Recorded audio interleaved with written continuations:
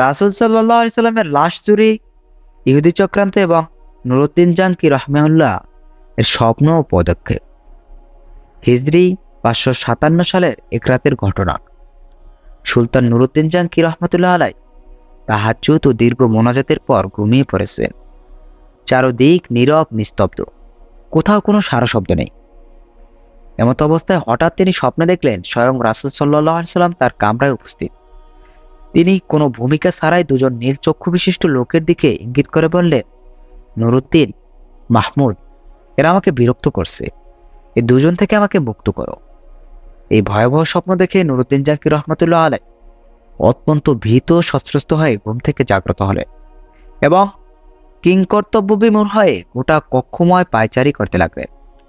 সাথে সাথে তার মাথায় বিভিন্ন প্রকার চিন্তা ঘুরপাক খেতে লাগলো। হৃদয় রাজ্যে ভিড় জমালো হাজারো রকমের প্রশ্ন। তিনি ভাবলেন, আল্লাহর রাসূল তো এখন কবরের জীবনে, তার সাথে অভিশপ্ত ইহুদিরা এমন কি ষড়যন্ত্র করতে পারে?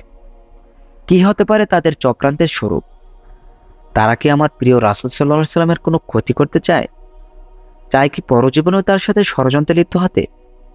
আমাকে দুজন ইহুদির চেহারা দেখানো হলো কেন? শয়তান তো আল্লাহর নবীর আবয়বে আসতে পারে না।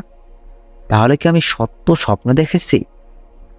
এসব ভাবতে ভাবতে সুলতান অস্থির হয়ে পড়ে।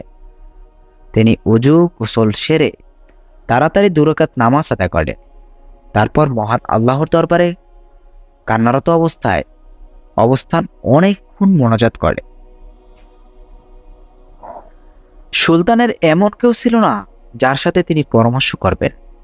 আমার এই স্বপ্ন এমন নয় যে যার তার কাছে ব্যক্ত করবেন। অবশেষে আবারও তিনি স্মরণ করেন। দীর্ঘ সময় পর যখনই তার একটু ঘুমের ভাব এলো, সঙ্গে সঙ্গে আবার তিনি প্রথমবারের ন্যায় নবী করিম সাল্লাল্লাহু আলাইহি সাল্লামকে স্বপ্নে দেখলেন। তিনি তাকে পূর্বের ন্যায় বলছে, নুরুদ্দিন, মাহমুদ, এ দুজন থেকে আমাকে মুক্ত করো। এবার নুরুদ্দিন জাকির রহমতুল্লাহ আলাই আল্লাহ আল্লাহ বলতে বলতে বিছানা থেকে উঠে বসলেন। তারপর কোথায় যাবেন, কি করবেন কিছুই ঠিক করতে পারে না পেরে দ্রুত উজু গোসল সেরে মুসাল্লায় দাঁড়িয়ে অত্যাধিক ভীত সন্ত্রস্ত অবস্থায় 2 রাকাত নামাজ আদায় করলেন এবং দীর্ঘ সময় অশ্রুসিক্ত নয়নে দোয়া করলেন। রাতের অনেক অংশে এখনো বাকি। সমগ্র পৃথিবী যেন কি এক বিপদের সম্মুখীন হয়ে নিঝুম হয়ে আছে। কি এক মহা বিপর্যয় যেন পৃথিবীর বুকে সংঘটিত হতে যাচ্ছে। কঠিন বিপদের ঘনঘটা যেন চতুর্দিকে ছড়িয়ে পড়েছে। তিনি মুখ তুলে আকাশপানে তাকালেন। মনে হলো স্বপ্ন দেখা ওই দুজন লোক তাকে ধরার জন্য দ্রুতগতিতে ধেয়ে আসছে। তিনি সেই চেহারা দুটো মনিকটা থেকে সরানোর চেষ্টা করলেন, কিন্তু কিছুতেই তা সম্ভব হলো না। শেষ পর্যন্ত নিরুপায় হয়ে নুরুদ্দিন জাকির রহমতুল্লাহ আলাই চোখ বন্ধ করে আবারও তন্দ্রা বিভোর হয়ে শুয়ে পড়লেন। শোয়ার পর তৃতীয়বারও তিনি একই ধরনের স্বপ্ন দেখলেন। রাসূল সাল্লাল্লাহু আলাইহি সাল্লামের বক্তব্য শেষ হওয়ার পর নুরুদ্দিন জাকির রহমতুল্লাহ আলাই ক্রন্দনরত অবস্থায় বিছানা ত্যাগ করলেন।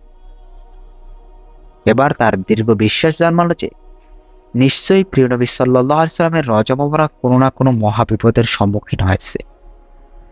তিনি তড়িৎ গতিতে ওযু গোসল করে ফজরের নামাজ আদায় করলেন।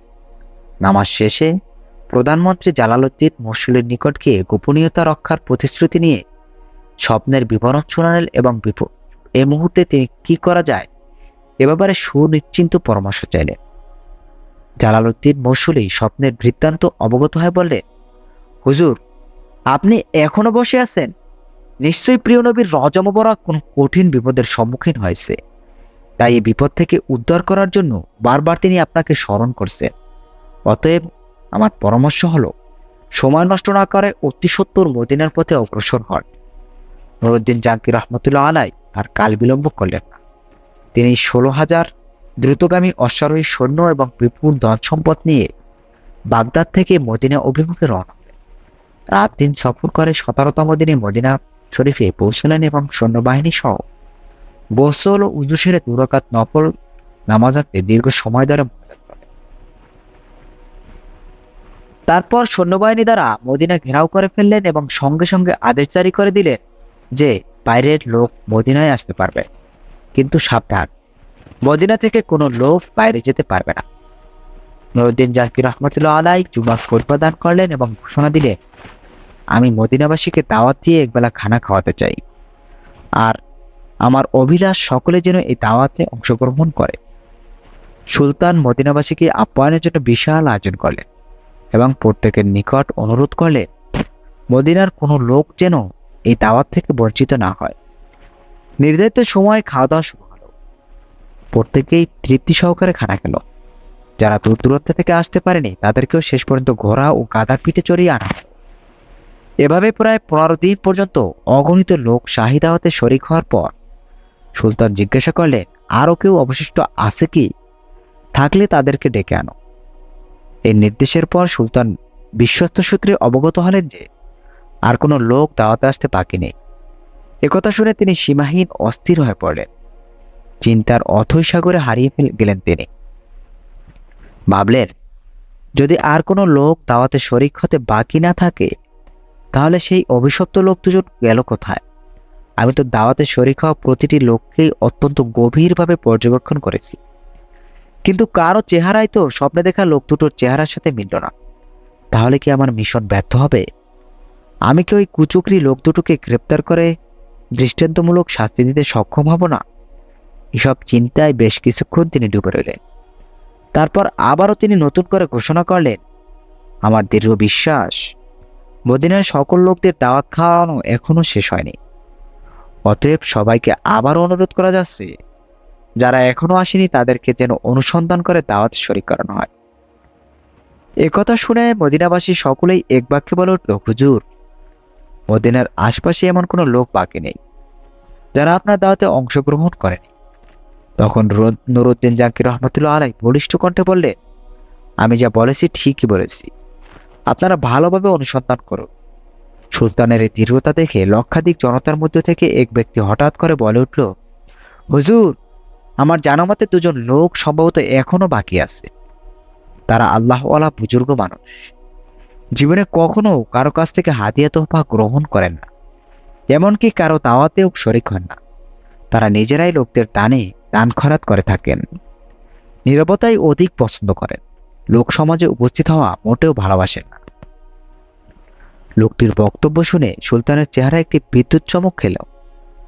তিনি কাল বিলম্ব না করে কয়েকজন লোক সহকারে ওই লোক দুটোর আবাসস্থলে উপস্থিত হলেন। তিনি দেখলেন এ তো সেই দুজন যাদেরকে স্বপ্নে দেখানো হয়েছিল। তাদেরকে দেখে সুলতানের দু চোখ রক্তবর্ণ ধারণ করল। তিনি জিজ্ঞেস করলেন, কে তোমরা? কোথা থেকে এসেছো? তোমরা সুলতানের দাওয়াতে শরিক হলে না কেন? লোক দুটো নিজের পরিচয় গোপন করে বলল, আমরা মুসাফির, হজের উদ্দেশ্যে এসেছিলাম। হজ কার্য সমাধা করে জিয়ারতের নিয়তে রওজা শরীফ এসেছি, কিন্তু প্রিয় নবী সাল্লাল্লাহু আলাইহি সাল্লামের প্রেমে আত্মহারা হয়ে ফিরে যেতে মন চাইছিল না, তাই বাকি জীবন রওজার পাশে কাটিয়ে দেওয়ার নিয়তেই এখানে রয়ে গেছি। আমরা কারো দাওয়াত গ্রহণ করি না। এক আল্লাহর উপর আমাদের পূর্ণ আস্থা, আমরা তারই উপর নির্ভরশীল। ইবাদত, রিয়াজত, পরকালের চিন্তায় বিভোর থাকায় আমাদের কাজ। কুরআন পাক তিলাওয়াত, নফল নামাজ, ওয়াজিফা পাঠের আমাদের সময় শেষ হয়ে যায়। সুতরাং দাওয়াত খাওয়ার সময়টা কোথায়? উপস্থিত জনগণ তাদের পক্ষ হয়ে বলল যে, হুজুর, এরা অনেক দিন যাবত এখানে অবস্থান করেছে, এদের মতো ভালো লোক আর হয় না। সব সময় দরিদ্র, এতিম, অসহায় লোকদের প্রচুর পরিমাণে সাহায্য করে। তাদের দানের উপর অন্য লোকদের প্রচুর পরিমাণে জীবিকা নির্বাহ করে। নুরউদ্দিন জাকির রহমতুল্লাহ আলাইহি লোকদের কথা শুনে লোক দুটোর প্রতি পুনরায় গভীর দৃষ্টিতে তাকালেন। অত্যন্ত সূক্ষ্মভাবে তাদের পা থেকে মাথা পর্যন্ত পর্যবেক্ষণ করলেন। এতে আবারও তিনি নিশ্চিত হলেন এরা তারাই যাদেরকে তিনি স্বপ্নে দেখেছিলেন। এবার সুলতান জলদি গভীর স্বরে বললেন, তাদেরকে সত্য কথা বলো, তোমরা কে, কেন, কি উদ্দেশ্যে এখানে থাকছো? এবারও তারা পূর্বের কথা পুনরাবৃত্তি করে বলল, আমরা পশ্চিম দেশ থেকে পবিত্র হজ ব্রত পালনের জন্য এখানে এসেছি। রাসূল সাল্লাল্লাহু আলাইহি সাল্লামের নৈকট্য লাভই আমাদের একমাত্র লক্ষ্য। এ উদ্দেশ্যে আমরা এখানে অবস্থান করেছি।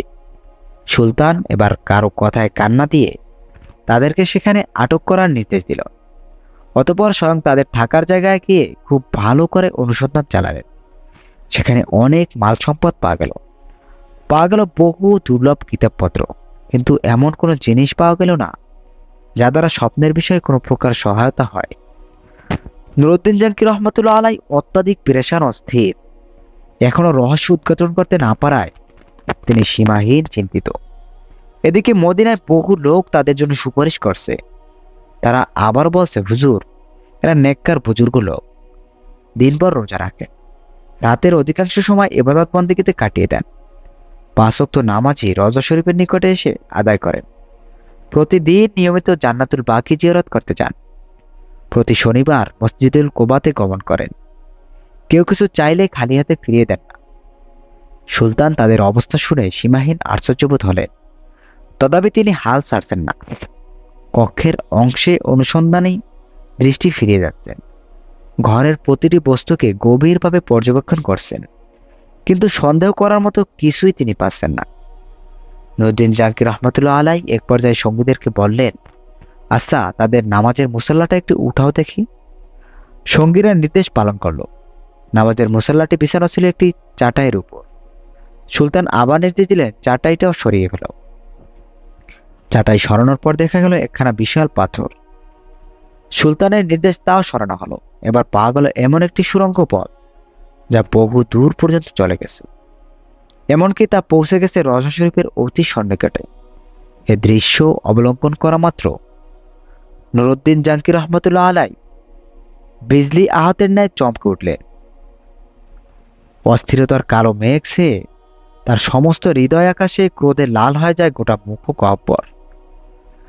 অবশেষে লোক দুটোকে লক্ষ্য করে ক্ষিপ্ত ক্রোধ সিংহের ন্যায় গর্জন করে ঝাঁঝালো কণ্ঠে বললেন, তোমরা পরিষ্কার ভাষায় সত্যি কথাটা খুলে বলো, নইলে এক্ষুনি তোমাদের যন্ত্রণাদায়ক শাস্তির সম্মুখীন হতে হবে। বলো, তোমরা কে? তোমাদের আসল পরিচয় কি? কারা, কি উদ্দেশ্যে তোমাদের এখানে পাঠিয়েছে? সুলতানের কথায় তারা ঘাবড়ে গেল। কঠিন বিপদ সামনে দেখে আসল পরিচয় প্রকাশ করে বলল, আমরা ইহুদি। দীর্ঘদিন যাবৎ আমাদেরকে মুসল শহরের ইহুদিরা সুদক্ষ কর্মী দ্বারা প্রশিক্ষণ দিয়ে প্রচুর অর্থ সহকারে এখানে পাঠিয়েছে। আমাদেরকে এজন্য পাঠানো হয়েছে যে আমরা যেন কোনো উপায়ে মুহাম্মদ সাল্লাল্লাহু আলাইহি সাল্লামের শবদেহ বের করে ইউরোপীয় ইহুদিদের হাতে হস্তান্তর করি। এই দুরূহ কাজে সফল হলে তারা আমাদেরকে আরো ধন সম্পদ দিবে বলে প্রতিশ্রুতি দিয়েছে। সুলতান বললেন, তোমরা তোমাদের পরিকল্পনা বাস্তবায়নের জন্য কি পদ্ধতি অবলম্বন করেছিলে? কিভাবে তোমরা কাজ করতে?